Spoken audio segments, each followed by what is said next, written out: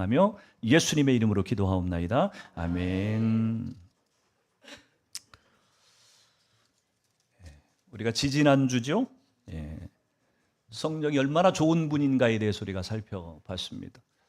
성령이 얼마나 좋은 분인지를 성경은 표현하기를 가장 좋은 분이라, 가장 좋은 성령님 우리 가운데 보내주셨다고 그렇게 얘기를 했습니다.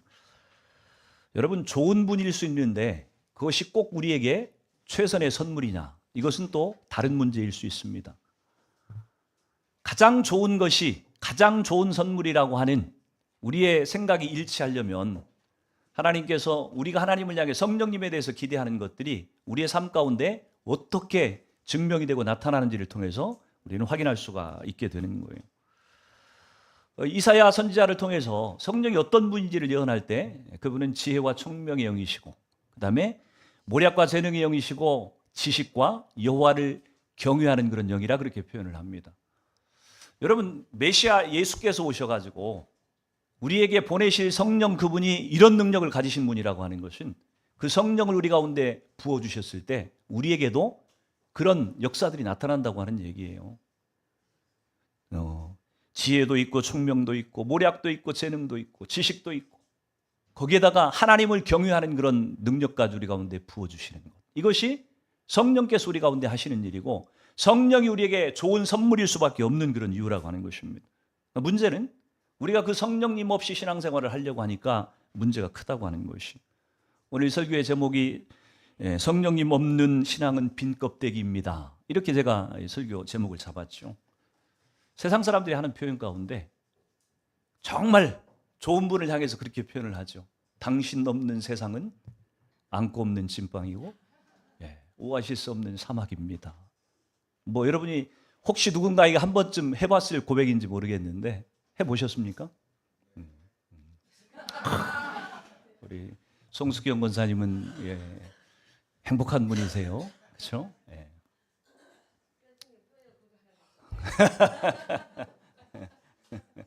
왜 시키는 대로 안 하시고? 세상 사람들이 하는 말 같지만 설교를 준비하면서 그런 생각이 들었어요.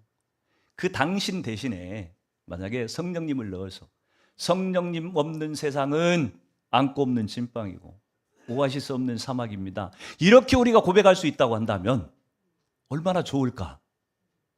얼마나 좋을까 하는 그런 생각을 설교를 준비하면서 해봤습니다. 성령님 없는 신앙이 안고 없는 찐빵과 같고 오아시스 없는 사막과 같을 수밖에 없는 이유가 뭘까를 오늘은 여러분과 좀 살펴보려고 합니다. 오늘 우리가 읽었던 본문이 사도행전 6장 말씀이에요. 우리가 잘 아는 내용이죠. 초대교회 가운데 처음으로 집사들 7분이 세워진 그런 사건을 본문이 기록을 하고 있습니다. 오순절 성령 강림을 통해서, 사도행전 2장이죠. 오순절 성령 강림을 통해서 초대교회가 얼마나 큰 부흥을 누리었던지는 우리가 잘 알고 있습니다. 막 하루에 3,000명씩 회개하고 신자들이 늘어났어요. 그러니까 대단한 그런 폭발적인 그런 성장을 했던 교회가 예루살렘 처음 교회예요. 근데 초대교회가 이렇게 엄청나다고 하는 것, 초대교회가 이렇게 대단했다고 하는 것은 그냥 숫자적인 부흥만을 얘기하는 것은 아닙니다. 오히려 그보다도 그 내용이, 그들의 신앙이 더 중요하다고 하는 것입니다. 오늘 이 초대교회, 예루살렘 교회 사람들의, 교인들의 신앙을 성경이 사도행전 2장 43절에서 47절에서 그렇게 표현을 해주고 있어요.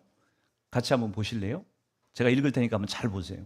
사람마다 두려워하는데 사도들로 말미암아 기사와 표적이 많이 나타나니 믿는 사람이 다 함께 있어 모든 물건을 서로 통용하고 또 재산과 소유를 팔아 각 사람의 필요를 따라 나눠주며 날마다 마음을 같이하여 성전에 모이기를 힘쓰고 집에서 떡을 떼며 기쁨과 순전한 마음으로 음식을 먹고 하나님을 찬미하여 또 온 백성에게 칭송을 받으니 주께서 구원 얻는 사람을 날마다 더하게 하시니라.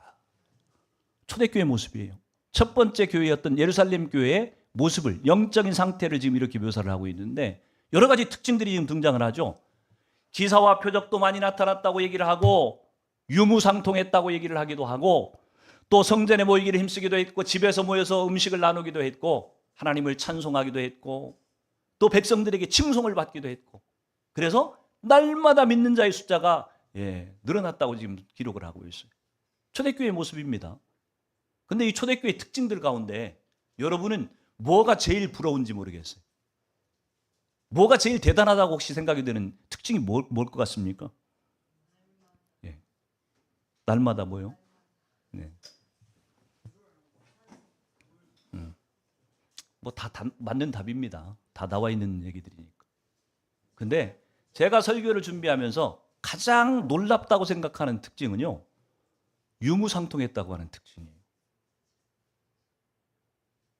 유무상통했다고 하는 얘기는 자기 것을 자기 것이라고 하나도 생각하는 사람이 없었고 다 필요를 따라서 함께 공유했다고 하는 얘기입니다. 여러분 한번 생각을 해보세요. 이 예루살렘 교회가 오래된 교회가 아닙니다. 이제 갓 세워진 교회예요. 그렇죠? 처음 세워진 교회예요. 오순절 2장, 사도행전 2장 오순절 성령 강림을 통해서 처음으로 세워진 교회가 이 예루살렘 교회예요. 근데 처음 교회가, 그것도 몇십 년 된 교회가 아니라 이제 갓 교회가 세워져서 기하급수적으로 막 폭발적으로 숫자가 늘어난 그런 교회예요. 그런데 어떻게 이런 교회에 기도를 많이 했다, 뭐 찬송을 했다, 이런 것들은 이해가 가요. 그럴 수 있죠. 교회가 늘 하는 일들이니까. 근데 어떻게 모든 성도들이 다 자기의 소유를 자기 것이라고 주장하지 않고 다 교회에 내놓고 함께 필요를 따라서 나눠 쓸 수 있는, 어떻게 이런 일이 어떻게 교회 가운데 일어날 수 있었을까 하는 그런 생각을 해보게 돼요. 우리가 제일 못하는 것이 있다고 한다면 돈으로부터 자유하는 겁니다. 어떤 분들은 아니에요, 나는 다른 게 더 어려운데요. 사람은요, 자기 목숨보다도 더 소중하게 여기는 것이 뭐냐면 물질이에요, 물질. 아니라고 여러분이 부정할지 모르겠지만 여러분의 속을 가만히 한번 들여다보세요. 하나님보다도 물질을 더 소중하게 여길 때가 많고요. 때로는 내 생명보다도 목숨을 더 소중하게 여긴다니까요. 여러분 그런 경우들이 있죠. 이 일을 멈추지 않으면 내 몸이 망가진다고 하는, 병든다고 하는 것을 알면서도 돈을 벌기 위해 가지고 끊임없이 일하는 분들이 있어요. 그렇죠? 내 목숨보다 더 중요하다니까요, 돈이. 말로는 내 목숨이 더 중요하고 말로는 하나님이 중요하다고 얘기하지만 실제로 우리가 가장 소중히 여기는 것들을 가만히 들여다보면 물질일 확률이 굉장히 큰 거예요. 근데 초대교회 성도들이, 교회가 얼마 되지도 않은 교회 성도들이 아니 어떻게 이렇게 자기 것들을 아낌없이 이렇게 내어놓는, 물질에서 자유하는, 물질을 초월하는 이런 믿음이 어떻게 생겨날 수 있었을까? 도대체 무슨 이유였을까? 물질에게서 자유한 사람은요, 다른 것은 볼 것도 없습니다. 그러니까 신앙생활이 이들이 꽤 성숙했다고 하는 것을 볼 수가 있는 거예요. 어떻게 초대교회 사람들한테 이런 능력들이 나타났을까? 성령 충만했고 한편으로 보면 완전하다고 싶을 만큼 초대교회 성도들의 이 신앙의 모습이 대단한데, 이 초대교회가 처음으로 문제가 생기기 시작한 것이 언제냐면 사도행전 5장이에요. 사도행전 5장에 보면은 아나니아와 삽비라 사건이 등장을 하죠. 그렇죠? 예, 유무상통했던, 자기의 것을 자기의 것이라고 주장하지 않고 다 나눠 쓰고 있었던 초대교회에 처음으로 문제가 생긴 것이 아나니아와 삽비라 사건이에요. 성령 충만한 사람들 사이에 성령 충만하지 않은 아나니아와 삽비라가 등장하면서 오늘 문제가 생기기 시작했다고 합니다. 여기까지만 해도 부부의 문제였었고요, 개인의 문제였어요. 그런데 이것이 한 개인의 문제가 집단의 문제로 비화하기 시작한 것이 언제냐면은 사도행전 6장 오늘 본문의 사건이라고 하는 것입니다. 1절을 다시 한번 읽어볼래요? 1절 시작. 그때의 제자들이 더 많아졌는데 헬라파 유대인들이 자기들의 과부들이 매일의 구제에 빠짐으로 히브리파 사람을 원망하니. 아멘. 이 초대 예루살렘 교회 안에는 크게 두 부류의 사람들이 있었던 것 같아요. 그렇죠? 원래부터 예루살렘에 살고 있으면서 유대교인이었다가 예수님을 믿고 개종한 사람들이 있었을 것이고, 또 한 부류의 사람들은 이 헬라 여러 지방에 흩어져서 살고 있다가 지금 예루살렘으로 와가지고 예수를 믿게 되었던 사람, 이 두 부류의 사람이 지금 존재를 하고 있습니다. 그런데 교회에서 구제를 통해서 과부들을, 교회 안에서 어려운 이 과부들을 돕는 구제를 지금 하고 있었는데, 이 히브리파 이 유대인들이 구제를 행하면서 헬라파 유대인들 과부들을 좀 소홀히 했던 것 같아요. 보니까 누락된 분들이 좀 생겼던 것 같아요. 아예 배제시켰을 것 같지는 않고 아마 헬라파 이 과부들을 조금 홀대하지 않았을까. 그랬더니 지금 무슨 문제가 생겨요? 원망과 불평이 터져나오기 시작했다고 하는 것입니다. 이상하잖아요. 사람이 지금 바뀌었습니까? 똑같은 사람들이에요. 교회 안에 지금 똑같은 교인들이에요. 근데 어제까지만 해도 전혀 불평과 원망이 없이 자기의 것을 자기 것이라고 주장하지 않았던 사람들이 오늘 갑자기 지금 바뀐 거예요. 원망과 불평이 지금 터져나오기 시작을 했다고 하는 얘기입니다. 무슨 이유였을까요? 차이가 뭐예요? 어제의 이 예루살렘 교회 성도들하고 오늘 이 예루살렘 교회 성도들의 차이가 뭡니까? 똑같은 사람들인데. 차이가 뭐예요? 네. 어제는 성령 충만했고 오늘은 성령 충만하지 않았다고 하는 얘기예요. 성령 충만할 때는 불평도 없고 원망도 없고 감사가 넘쳐나는데 성령 충만하지 않으니까 자꾸 문제가 생기기 시작하는 거예요. 성령의 다스림을 받고 있을 때는 모든 일들이 순적하고 은혜로웠는데 사람들이 설치기 시작하니까 잡음이 생기기 시작했다고 하는 것입니다. 여러분, 그리스도인들에게 있어서 성령님을 받는다, 성령 충만한다, 이것은요 선택사항이 아니에요. 우리가 신앙생활하면서 성령 없이도 살 수 있다, 신앙생활 할 수 있다, 큰 착각이에요. 신앙이 뭔지를 아직 모르는 것이. 우리 그리스도인들에게 성령 받는다고 하는 것은요 받지 않으면 안 되고 충만하지 않으면 안 되는, 반드시 선택해야만 되는 필수사항이라고 하는 걸 지금 우리에게 보여주고 있는 거예요. 왜냐하면 성령께서 통치하시고 다스리지 않으면 우리 삶에는 아무 일도 일어나지 않기 때문이라고. 아닌데요, 저는 성령 없이도 모든 일들을 잘하고 있는데요. 잘해보십시오. 성령 없이 여러분들이 행하는 그 모든 것들은요 여러분들에게 결국은 손해가 돼요. 부메랑으로 다시 돌아와요. 성령 없이 행한다고 하는 것이 얼마나 무서운 일인지 모릅니다. 왜냐하면 성령 없이는 우리가 아무것도 할 수 없다고 하는 것을 지금 성경이 얘기하고 있기 때문이라고 하는 거예요. 그래서 우리는 성령이 없을 때, 우리가 성령 받지 않았을 때, 성령 충만하지 않았을 때 우리 가운데 할 수 없는 일이, 안 되는 일들이 무엇인가를 좀 생각을 해봐야 돼요. 크게 세 가지를 좀 얘기를 하려고 합니다. 첫 번째 것은 뭐냐면 성령이 우리 가운데 계시지 않으면요 하나님의 나라를 이룰 수도 없고 하나님 나라를 경험할 수도 없어요. 하나님 나라가 뭡니까? 그분이 다스리는 나라예요. 그렇죠? 하나님께서, 예수님께서 다스리는 나라가 하나님의 나라예요. 그런데 이 하나님의 나라를 우리 안에 이룰 수도 없고 그 하나님의 나라를 경험하고 누릴 수도 없다고 얘기해요. 뭐 없이는요? 성령님 없이는. 제 말이 아니고 로마서 14장 17절에 보면 그렇게 기록을 하고 있어요. 같이 읽습니다. 시작. 하나님의 나라는 먹는 것과 마시는 것이 아니요 오직 성령 안에서 의와 평강과 희락이라. 아멘. 하나님 나라는 이런 특징을 갖고 있다, 그렇게 얘기를 하고 있는 거예요. 크게 세 가지가 특징이에요. 의와 평강과 희락이라고 하는 하나님의 나라의 특징이 세 가지가 있대요. 의라고 하는 것은 뭐냐면은 하나님의 다스림을 받아서 우리 삶의 모든 영역에서 그분을 순종하는 태도, 이거를 의라고 지금 얘기를 하는 겁니다. 하나님의 나라에는 하나님의 다스림이 있어야 되고 그 다스림에 순종한 우리의 행동들이 나타나야만 하나님의 나라라고 볼 수 있다고 하는 거예요.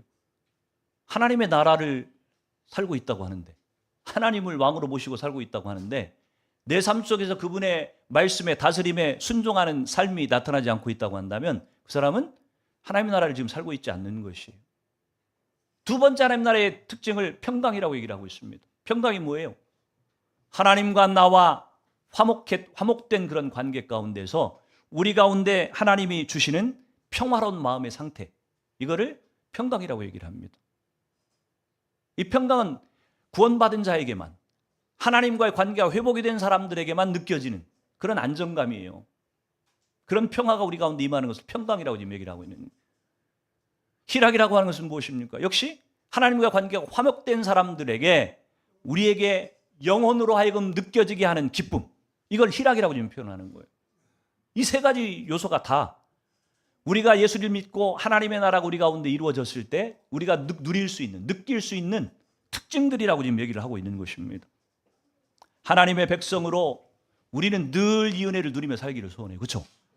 여러분이 이 은혜를 난 누리고 싶지 않습니다, 이런 사람이 있어요? 없어요. 다 소망합니다. 내 속에 이 하나님 나라의 의와 평강과 희락이 넘쳐나기를 기대하고 기도하고 늘 사모하는 마음들이 우리 가운데 있어요.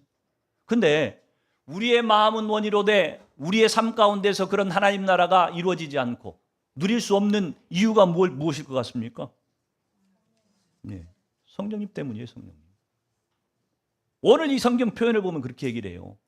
의와 평강과 희락이라고 하는 이 하나님의 나라의 특징이 언제 이루어진다고 얘기를 하고 있냐면 성령 안에서 이루어진다고 얘기를 하고 있어요. 그러니까 의와 평강과 희락이라고 하는 이 하나님 나라의 특징은요, 성령 안에서라고 하는 이 단어에 다 종속되어 있어요. 성령과 떼어서 의와 평강과 희락이라고 하는 것은 있을 수가 없다고 지금 얘기를 하고 있는 겁니다. 그러니까 여러분이 나는 하나님의 나라를 누리고 경험하며 살고 싶습니다.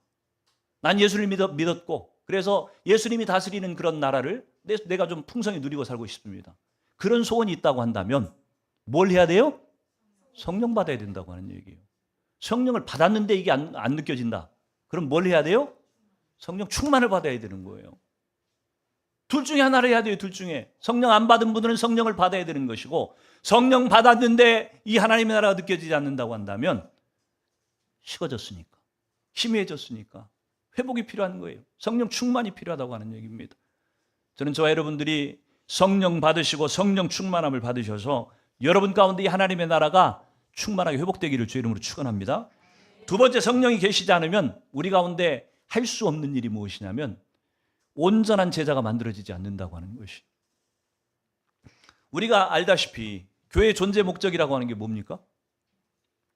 교회의 존재 목적이 뭐예요? 그렇죠? 네. 여러분들이 이제 이거는 그냥 외우고 있어야 돼요. 교회의 존재 목적 하면 그냥 여러분 입에서 튀어나와야 되는 것이 영혼 구원하여 제자 삼는 것, 이것이 교회의 존재 목적이에요. 자, 여러분, 영혼 구원을 누가 합니까? 사람이 할 수 있습니까? 불가능해요. 사람이 도구가 되어서 전달자가 되고 통로가 될 수는 있어도 사람의 영혼을 구원하는 것은 성령께서 하시는 일이라고 하는 것이. 그래서 고린도서 12장 3절에 보면 그렇게 기록을 해요. 그러므로 내가 너희에게 알리노니 하나님의 영으로 말하는 자는 누구든지 예수를 저주할 자라 하지 아니하고 또 성령으로 아니하고는 누구든지 예수를 주시라 할 수 없느니라. 성령으로 하지 아니하고는요, 누구도 예수를 주라고 고백할 수 없다고 얘기하고 있는 거예요. 아무나 예수 믿는 게 아니에요.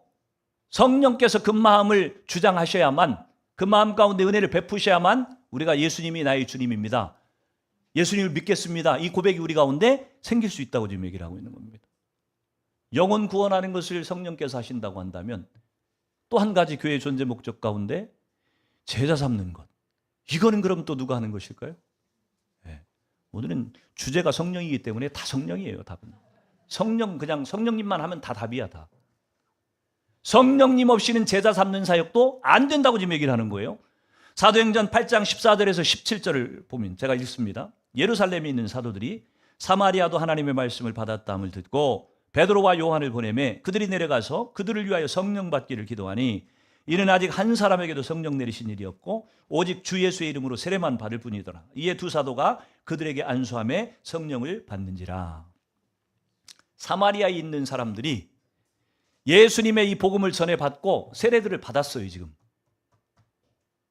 근데 이분들이 뭘 못 받았다고 얘기를 해요? 지금? 성령을 받지 못했대요. 성경에는 이렇게 기록이 됐는데, 그래서 우리가 그냥 물 세례하고 성령 세례를 구분하는 이유가 이것 때문에 그러는 거예요. 아, 나는 예수 믿었는데요, 그러니까 하나님 자녀가 되었고 천국 백성이 되었는데 뭐가 문제예요? 삼위일체 하나님 대신 성령님도 내게 오신 거 아니에요? 여러분 이렇게 얘기할지 모르지만 분명히 지금 예수님을 나의 주 나의 하나님으로 영접하고 세례까지 받았는데 성령 받지 못한 사람이 있었다 없었다? 있었어요. 있었어요. 여기만 그런 게 아니에요. 사도행전 19장 1절에서 6절도 한번 봅니다. 제가 읽습니다. 아볼로가 고린도에 있을 때에 바울이 윗지방으로 다녀 에베소에 와서 어떤 제자들을 만나 이르되 너희가 믿을 때에 성령을 받았느냐? 이르되 아니라 우리는 성령이 계심도 듣지 못하였노라. 바울이 이르되 그러면 너희가 무슨 세례를 받았느냐? 대답하되 요한의 세례니라. 바울이 이르되 요한이 회개의 세례를 베풀며 백성에게 말하되 내 뒤에 오시는 이를 믿으라 하였으니 이는 곧 예수라 하거늘 그들이 듣고 주 예수의 이름으로 세례를 받으니 바울이 그들에게 안수하며 성령이 그들에게 임하심으로 방언도 하고 예언도 했다. 이렇게 기록을 하고 있습니다. 성령 없이 세례도 받고 성령 없이 신앙생활을 하고 있는 사람들이 있었다고 하는 얘기예요. 그래서 우리는 예수 믿을 때 삼위일체 되신 성령께서 우리 가운데 임하셨든 안 임하셨든 그거하고 상관없이 논리적으로는 지식적으로는 그것이 맞는 것처럼 보여지지만 그러나 세례받고 지금 신앙생활을 하고 있는 가운데도 성령 받지 못한 사람이 있을 수 있다고 하는 얘기예요. 근데 뭐 그것이 신학적으로 맞느냐 틀리냐 이게 저는 이런 거 따지고 싶지가 않아요. 중요한 것은 안 받으면 받으면 되는 거예요. 그렇죠? 내가 성령 안 받은 것 같다. 그러면 구해서 받으면 되는 거예요. 왜 그거 뭐 성령님이 언제 왔느냐 뭐 성령 세례하고 물 세례를 구분해야 되느냐 그게 뭐가 그렇게 중요해요. 그게 안 받았으면 받으면 되는 거지.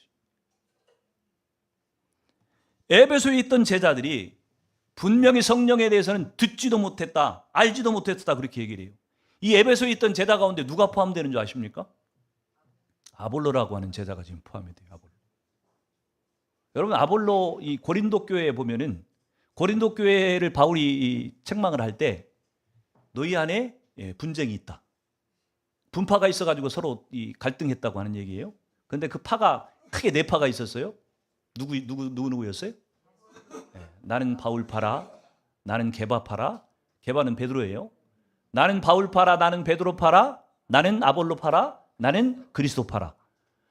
여러분 바울은 뭐 위대한 사도 바울이니까 한 파를 이룰 만하다고 치고 또 이 에베소 교회를 뭐 전도한 분이니까 베드로는 뭐 초대교회 뭐 예수님의 수제자였으니까 또 한 분파를 형성할 만하다고 치고 그리스도야 당연히 하나님의 아들이시니까 그분은 당연히 한 파를 이루어야 마땅한 거고. 근데 의외로 지금 누가 끼었어요? 아볼로라고 하는 사람이 끼어 있어요.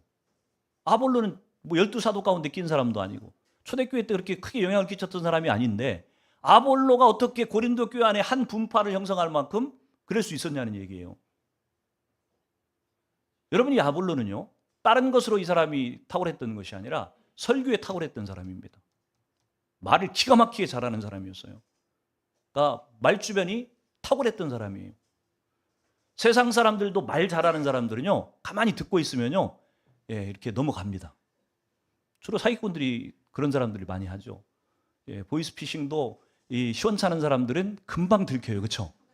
요거 보이스피싱이네. 그리고 딱 금방 구분합니다. 근데 진짜 잘하는 사기꾼들은 진짜 같네? 그리고 넘어가게 돼 있다고 하는 것입니다. 옛날에 제가 김대중 대통령을 한동안 따라다닐 때 대학생 때 얘기입니다. 그때는요 그분 전라도 그 아주 사투리에 막 말을 그렇게 잘하는 것 같지 않은데요 이 양반 말을 듣고 있으면요 빨려 들어가요. 이게 열심히 따라다녔다니까요. 제가 지금도 그렇다는 얘기는 아니에요. 사람이 말이라고 하는 것이 사람을 끌어당기는 그런 능력이 분명히 있어요. 아볼로가 아마 그런 사람이었던 것 같아요. 근데 여러분 그냥 세상적인 말주변이 탁월하다고 해서 오늘 고린도 교회 안에서 한 분파를 이룰 수 있었던 건 아니에요.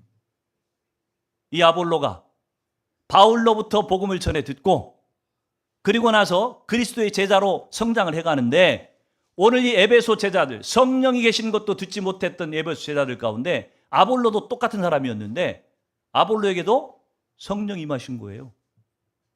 아볼로가 그렇게 탁월한 신앙인으로 고린도 교회 안에 자리매김할 수 있었던 것은 성령 받고 난 이후에 변화된 모습이라고 하는 거예요. 세상적인 말주변도 탁월한데 거기에 성령께서 딱 임하니까 놀라운 일이 일어났다고 하는 것입니다. 제자들이 사도행전을 보면요 가는 곳마다 예수 그리스도 이름으로 복음을 전하고 사람들에게 세례를 베풀고 그러면서 반드시 빠지지 않고 이 사도들이 강조했던 것이 있다면 성령 받으라고 그들에게 안수했다고 하는 것입니다. 한 번도 빠진 적이 없어요. 보면 사도들이 이렇게 성령을 강조한 이유가 뭘까요? 자기들이 경험해 봐서 그래요. 여러분, 제자들은 예수님에게 특별 제자 훈련을 받았던 사람들이에요. 3년 반 동안 집중적으로 같이 먹고 자고. 여러분, 이런 제자 훈련을 혜택을 받을 수 있는 사람이 우리에게 한 사람이나 있습니까? 우리는 제자 훈련을 한국에 시작했다고 하는 오카노 목사님한테 제자 훈련 직접 받은 분이 있어요? 없잖아요. 오카노 목사님한테 직접 제자 훈련을 받았다고 생각하는 분들이요, 굉장한 자부심이 있습니다. 제가 아는 이 몇몇 목사님들 가운데도 오카노 목사님하고 같이 그 밑에서 제자 훈련을 직접 받았다고 굉장히 자부심을 갖고 있는 분들이 계셔요. 하물며 예수님에게 3년만 동안, 일반 제자 훈련 뭐 몇 달이나 할 것 같아요? DTS 훈련을 가도 6개월밖에 안 돼요. 3년 반 동안을 예수님이 직접 데리고 다니면서 그렇게 제자로 키웠던 사람들이 12사도였어요. 근데 예수님이 잡히시고 십자가에 달려 돌아가실 때 다 도망쳤어요. 그렇죠? 무서워가지고, 혹시 예수님에게 연루돼가지고 죽을까 봐 다 도망쳤다니까요. 근데 오순절 성령 강림 사건이 딱 있고 나서, 성령 받고 나서 이들은요 굉장히 달라집니다. 사도행전 4장 17절 18절에 보면은 그렇게 얘기해요. 이것이 민간에 덮어지지 못하게 그들을 위협하여 이후에는 이 이름으로 아무에게도 말하지 못하게 하자 하고 그들을 불러 경고하여 도무지 예수의 이름으로 말하지도 말고 가르치지도 말라 하니. 오순절 성령 강림 사건이 있고 나서 제자들이 겁대가리가 없어졌어요. 막 전하고 다니는 거예요. 핍박이 있든지 말든지 막 전하고 다니는 거예요. 그러니까 지금 예루살렘 공회에서 유대인들이 지금 이들을 불러가지고 위협한 겁니다. 야, 니들 까부지 마. 또 예수를 전하고 다니면 내가 가만 안 둘 거야. 니들 죽는다. 니들 스승도 죽이는 거 못 봤어? 니들도 가만 안 둘 거야. 지금 위협하고 있는 것입니다. 근데 그런 위협 앞에서 제자들이 어떻게 반응하는지를 4장 19절 20절이 그렇게 얘기를 해요. 베드로와 요한이 대답하여 이르되 하나님 앞에서 너희의 말을 듣는 것이 하나님의 말씀을 듣는 것보다 옳은가 판단하라. 우리는 보고 들은 것을 말하지 아니할 수 없다 하니. 지금 십자가 앞에서 도망쳤던 제자들의 이 겁없는 모습, 이 두려워 떨던 모습이 아니라니까요. 겁이 없어졌어요. 지금 아주 그냥 용기 100배 해가지고 죽일 테면 죽여봐라. 하나님 말씀을 듣는 것이 옳은지 니들 말을 듣는 것이 옳은지 니들이 한번 생각해봐. 우리는 죽인다고 할지라도 예수님 안전할 수 없어. 지금 그 얘기를 하고 있는 것입니다. 그렇게 벌벌 떨던 제자들이 어떻게 이런 사람으로 바뀌었냔 말이에요. 이렇게 겁없고 용기 있는 사람으로 어떻게 바뀌었어요? 다른 것이 없어요. 지금 오순절 성령 체험한 거 외에는 다른 게 없다니까요.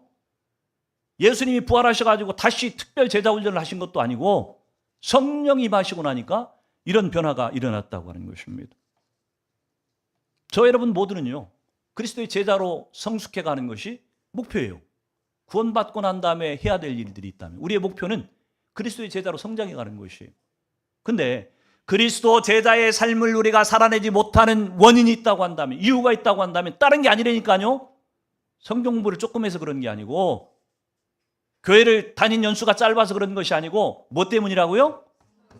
성령 받지 못해서 그래요. 성령은 받았는데 안 된다. 그럼 뭐 때문이라고요? 성령 충만하지 않아서 그런 거예요. 둘 중에 하나밖에는 원인이 없어요. 우리 모두가 예수 그리스도의 제자로 살아가기를 원한다고 한다면 힘쓰고 애써야 될 일이 뭐냐면 성령 받는 것이고, 성령 충만함을 받는 것 외에는 다른 길이 없다고 지금 얘기를 하고 있는 것입니다. 저와 여러분들이 성령 받고 성령 충만하심으로 말미암아서 그리스도의 능력 있는 제자로 그렇게 성장해 가기를 축복합니다. 세 번째, 성령님이 없으면 안 되는 이유가 뭐냐면은 교회를 세워갈 수가 없기 때문이라고 하는 겁니다. 예수님을 만나서 구원받는 것, 영혼 구원. 성령님 없으면 안 된다 그랬어요. 영혼 구원하고 나서 제자로 성장해 가는 것, 뭐가 없으면 안 된다고요?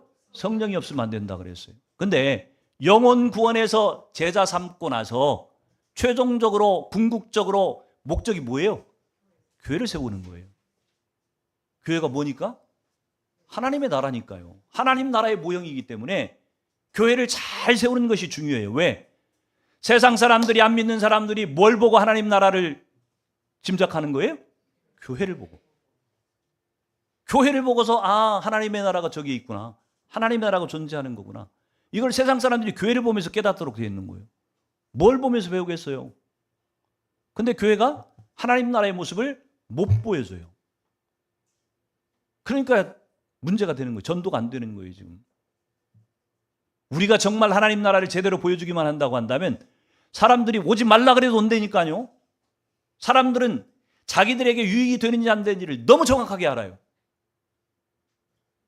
철저하게 계산적입니다, 세상 사람들은. 손해낼 짓 안 해요. 자기한테 유익이 된다고 생각을 하니까 교회를 나오는 거죠. 교회를 나갔더니 손해가 되더라. 이래가지고 교회를 나와요? 여러분들이?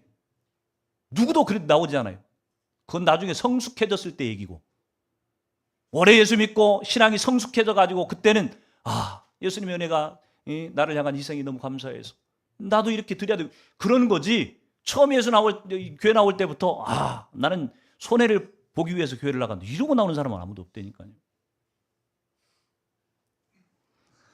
교회를 세워가는 것이 영혼 구원하고 제자 삼는 것의 최종적인 꼴이고 목적인데 이 교회를 세우는 일이 뭐 없이는 안 된다고요? 성령 없이는 안 된다고 지금 얘기를 하고 있는 거예요. 오늘 본문의 말씀이 지금 그 얘기를 하고 있는 겁니다. 이 사도행전 6장 말씀이 지금 그 얘기를 하고 있는 거예요.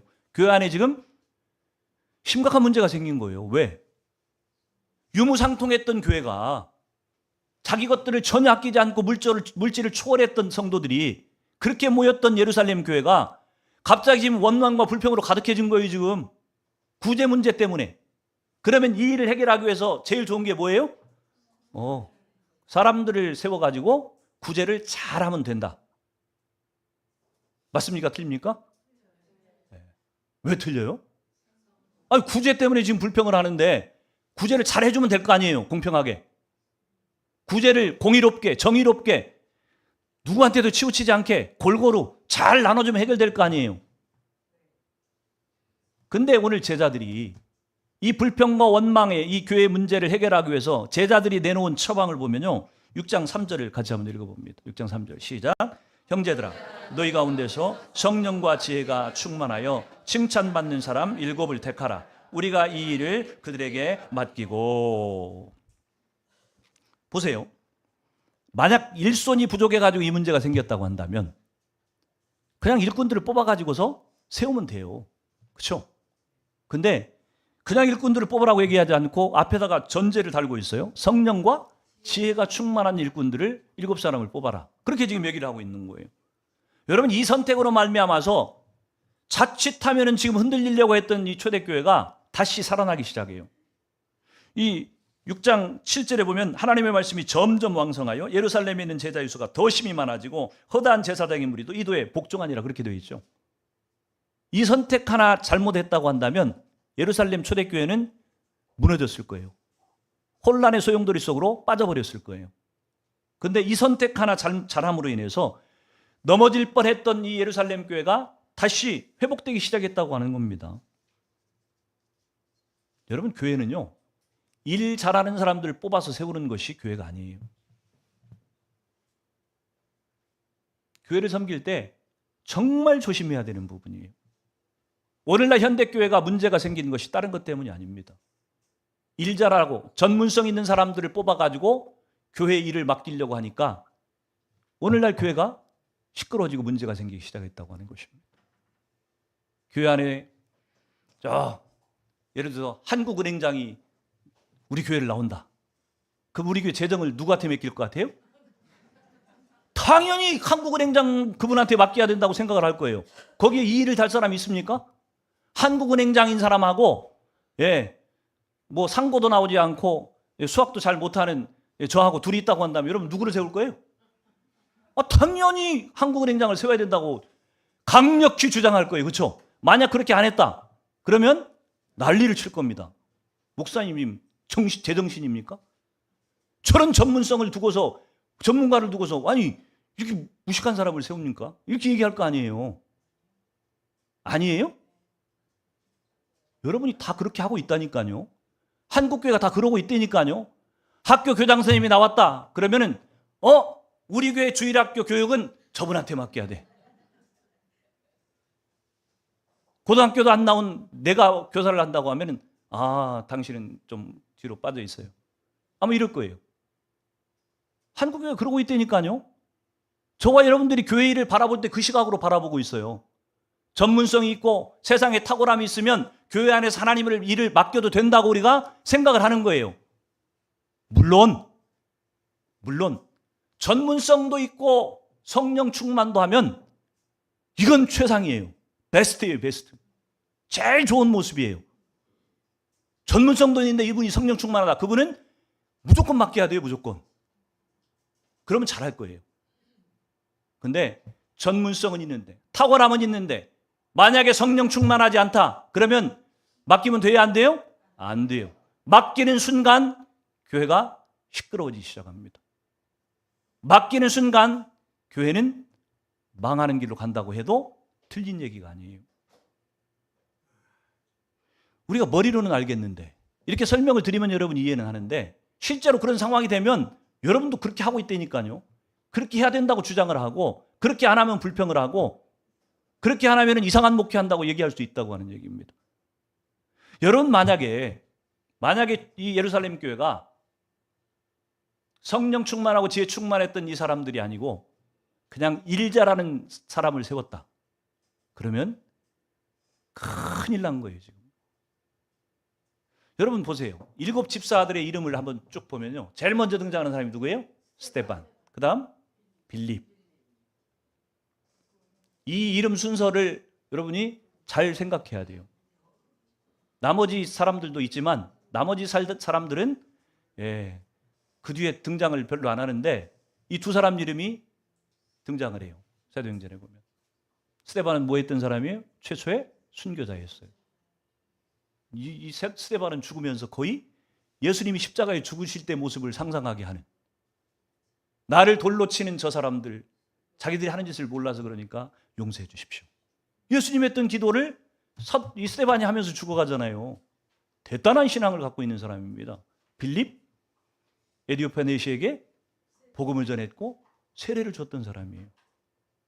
아니 생각해 보세요. 이 사람들을 뽑을 때 뭐 때문에 뽑았어요? 구제 때문에 문제가 생겨가지고 세웠어요. 그러면 구제나 잘하면 되지. 구제 잘하면 그냥 끝났다고 생각할지 모르는데 아니라니까요. 이들을 세울 때 구제 때문에 문제 원인이 있긴 했지만 그러나 그것들을 해결하는 방식에 있어가지고서는 구제만 단순히 해결하는 것이 문제가 아니고 이 구제에 문제가 생겼던 원인이 무엇인지를 사도들은 기도하면서 알았다고 하는 얘기입니다.